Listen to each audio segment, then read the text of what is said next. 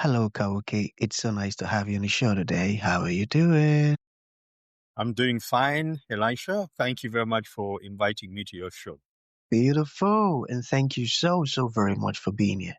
You see, I truly appreciate you. And you see, Kawuki, oftentimes I love to thank my guests for two things. And I do this so often to the point where it has become my anthem. So firstly, my man, I want to Mhm. say thank you so very much for investing in yourself. You see, Kawuki, you are on this platform right now because you did invested in yourself. And oftentimes, my Mhm. man, I love to make reference to the amazing mango tree. You see, some couple of months back, sorry, I was on a particular road, and just by the roadside, Kawuki, there was this very tall, unattractive mango tree. And I use the Mm. word unattractive because the mango tree's got no mangoes on it, and the leaves were all dry. So I just walked past Mhm. it and I went my way. But you see, my man, just recently I was on that same road, and this time Mhm. around, mm, a lot's changed about the mango tree. You see, the mango tree caught my attention pretty good from a distance, and immediately Mhm. I got the urge to move so close to it, of which I did, and it wowed me because now the mango tree's got a lot of mangoes on it, beautiful green leaves and healthy branches, and not just mangoes Mhm. now, Kawuki. I'm talking about ripe mangoes. You see, it was such a lovely experience that day, and I was so excited. Here's my point. The fact that you dedicated your time, energy, and resources to becoming the amazing Kahuki that you are today, that alone has made it impossible for me to skip you. And that's why you got the request from me to be on the show because I was attracted to the fruit of all that you're doing, your philosophies, your insight, the impact your work is having. And now you are offering your solutions, Kawuki. The stuff's so beautiful. And just before I sent you that request, I said to myself, I've got to benefit from these beautiful things Kawuki is doing. And not only me now, because I don't want to look selfish, and even with the audience. And here we are today with the amazing Kawuki. So thank you so very much for doing that yourself. And secondly, thank you for saying yes to the invite. Because if you had said nope, there was nothing Elisha could do about it. Thanks so much, my man. Mm. Well, thank you very much for that parable. Because for me, it says to me that you can't write off something too quickly. You need to be patient, whether you're dealing with people or doing something productive. You need to be patient and wait for the right timing, and then you will eventually get the fruit that you want. So thanks. That's a very poignant parable. Thank you. Thank you. Thank you too, my man. And that was a lovely breakdown. Very insightful and helpful. Thank you for breaking it down that way. So let's get started, my man. You see, I am quite excited to have you on the show today for some reasons. Firstly, my interest in knowledge seeking. I believe in order for one to transition from a chaotic situation to that of a pleasant one, my man, I believe it takes the application of knowledge, quality information, and not just knowledge alone, but the application of it. And you see, Kauki, ever since I discovered that light in the Hebrew means knowledge and darkness, ignorance, I've been so keen to knowledge seeking. Why? Because I do not want to remain in the dark. So that's going to Mm, make our conversation today very important to me and even to the listeners. And the second mhm, reason why I'm excited to have the incredible Kawuki on the show is for the sake of the audience. You see, my man, we live in an age where information is as abundant as grains of sand. We've got lots of information flying out there. So these that's folks right. trust me for quality, eye-opening, and very important information, of which I Mm, am totally convinced, Kaoki, that our conversation is going to be insightful and impactful. So for that reason, my man, let's get started with your introduction. Talk to us about your personal or your professional journey, because right now we are so curious. We want to know how Kawuki got here. Then afterwards, I've got some beautiful questions for you. Okay, Kawuki, over to you. Thank you very much. I'm not sure whether I can. You've set me up so much that I'm not sure whether I can live up to what you have said, and concerned that your listeners, your audience, may be disappointed in the end. No, no, no. However, I totally trust you. I was born in Uganda, which is in East Africa, but I came to Canada some 40 years ago, and made this my country. So I've spent most of my life here. I am now a retired Anglican priest. I've served the Anglican Church of Canada for over, I think, for about 37 years, and then I retired. And currently, I've been asked to go back and provide leadership to a congregation in Brampton, which is one of the suburbs of Toronto, as a retired clergy, because we have a shortage of clergy. So I'm doing that. In the meantime, I'm exploring, in my writing, exploring some of the major issues that we are dealing with today that may have an impact on how we move from here into the future, especially in the light of emerging technologies, artificial intelligence, and post-human claims.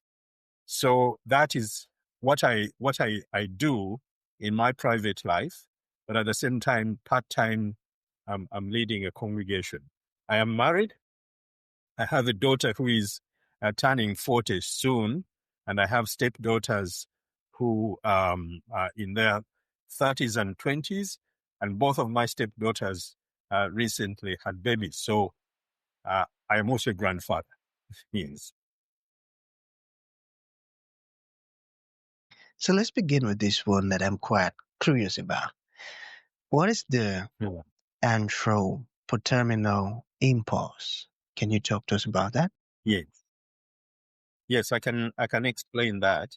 That's a term that I coined to describe something that I thought I was for a long time wondered about, and that is the tendency for us human beings to suppose that we are at the center of the universe, and that without us, the universe has no meaning. And that is reflected in all the things we do, in our religions, our philosophies, our mythology. They all assume that we are the central character in the cosmic story or in the story of the universe. And that impulse is rooted in our survival instincts. You see, every living thing wants to stay alive. And to do that, it has to reproduce itself in order that it can sustain its life into future generations. But that instinct is biological. And so as we human beings became more complex living things, we scaled up the survival instinct until it reached what I call the Anthropoterminal Impulse, which combines two words, anthro, which is man, and terminal, which means end, that we assume that we are the end, the ultimate goal of the universe.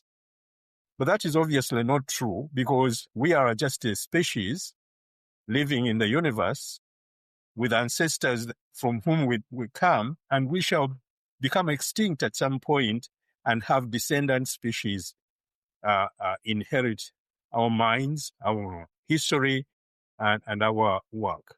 So that's what, I don't know whether it makes sense. Hmm. I, th- If I think that's quite deep. I'm trying to take my time to process it, but let's just proceed. So, what does it mean to decenter humanity?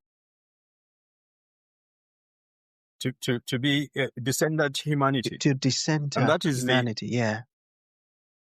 oh, okay. It is because, as I said, we assume that we are at the center of the universe, that the universe exists because of us. When you look at our, religious beliefs, whatever religion it is, or when you look at our philosophy, we are at the center of the universe, of what is going on. But really, we are not, because we are just a species that emerged at some point in time. We are going to stay here for a while as a species, and then we shall become extinct. So to decenter ourselves is what I mean is to overcome or outgrow the assumption that we are the center of the universe. It's like when you are a baby, and recently, as I told you, I'm a grandfather now, and I have now 3 grandchildren. Amazing. When the baby is born, they believe that they are the center of the universe, and they think everything around them is there for their existence. But as the baby grows, it understands that, there are other agents, other subjects, and they also, so then they begin to learn to negotiate their existence within that context. And so if they need something, they have to cry as loud as possible to attract attention so that you may respond. But as they grow older, they realize that actually there are people within their circle who are more important than themselves. So when I talk about decentering, I mean that we need to come to a point as a species to outgrow the belief that we are the center of the universe and that the universe exists because of us. Because if we don't, we shall be in a situation where now I can see with artificial intelligence, everybody is worried and say, are we going to survive artificial intelligence? Is it going to take us over? There are a couple of people who wrote a book. If anyone creates it, we all die. Something of that sort. Excuse me. So decentering means outgrowing the assumption that we are the central characters in the unfolding of the universe. Mm. Yes. Wow. So what you're saying now is humanity shouldn't be at the center. So I'm trying to understand that. What I'm saying that in fact, human is not at the center of the universe. We just assume that we are, in the same way that a child, when the child is born, assumes that they are the center of the entire world. Because everybody is paying attention to the child has just come in. Yeah. And as that child grows, it realizes that, he's not the center. So in the same way, it's not that it's a bad thing to be anthropoterminal, thinking that we are at the center of the universe, but it's not true, but it has paid off. As we grow, we have done a lot. All our civilization, all our stories, our mythology, our religion, and even science exist because we have had the attitude that we are the center of the universe and we need to survive within this universe, or else the universe will have no meaning. So that's wow. It has paid off. Yeah. What inspired you to write Cosmic Disposition? Well, I have always been a writer, and I started I was looking to write a book because, as I've told you, my background is theology and religion, but also philosophy, and I was trying to write a book that would address our deepest needs. And that was back in 2015. That's when I started having, thoughts of this project. I started writing, I get to page 50 and didn't know where I was going. And then I would scrap it and I would start over. So until I grasped the idea of working on trying to understand who we are as a species and what our role is and where we are going. As I try to answer those questions, I realized that even myself at that point, I was writing with the assumption that we humans are the center of the universe. And so I had to learn to outgrow that and also to be able to name what I was experiencing and what we human beings are.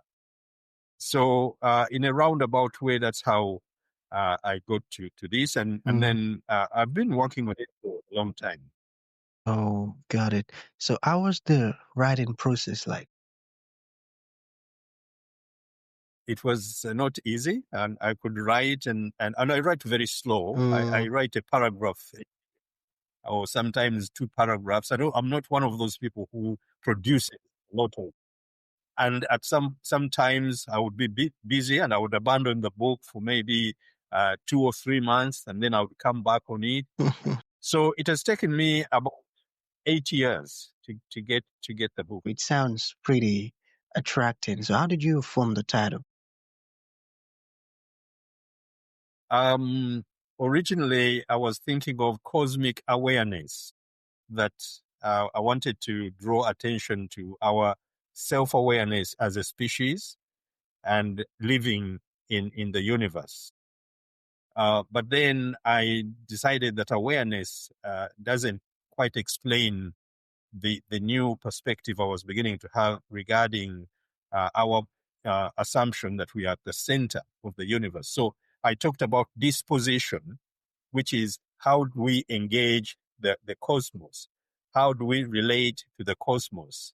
And so I decided, I think cosmic disposition addresses what I have in mind better than cosmic awareness. So that's how I got to that address. Amazing. That's a great word. So seeing how long you've been doing all of this for, I wanted to ask, how have you been able to, survive or overcome those tough moments, those challenging periods? How have you been able to, overcome them? Well, it is. I've always I tell my wife that there is a Greek mythology that says that there is a writer, a god writer. How should I say it? That there is a spirit that inspires people to write. That is in Greek mythology. And I said, I think that there is something to that, because when you are gripped with a, a desire to write, you can't let go. Even if you stop, something keeps bringing you back. Yeah. And there are times of frustration, disappointment, discouragement, yes, but you have to stay with it. And it goes back to the parable you started with about the mangoes. When you begin writing and you're getting no fruit, you feel like you're wasting your time. It is easy to give up. But at the same time, if you don't give up and keep at it, you eventually begin to see the fruit that you would have otherwise missed. So, yeah, you just have to keep going back to the desk. Yes. I got that. I got that. Beautiful. So, to bring this to an end, Kawuki, what would you like to leave the audience with, like a final thought? And to those individuals who like to reach out to you, make a purchase of your book, or even ask you questions, how can that be possible? Well, I would first of all like to. Can I put this? Is it? Are you Yeah, able go to ahead, please. read Go this? ahead. Go ahead. Yeah, So beautiful cover. that's my cosmic disposition. And if one wanted a copy, they can always go to Amazon.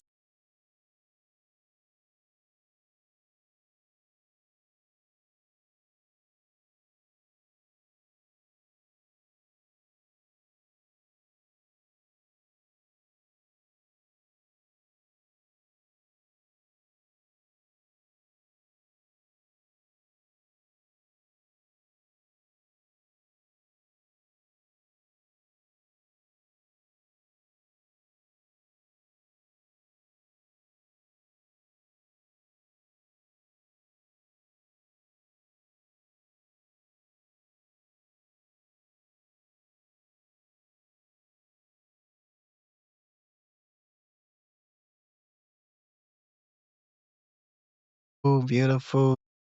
That's gonna be the end of the show, my man. Thank you for coming and thank you for sharing this wonderful stuff with us, Kawuki. It means a whole lot. Thanks, man.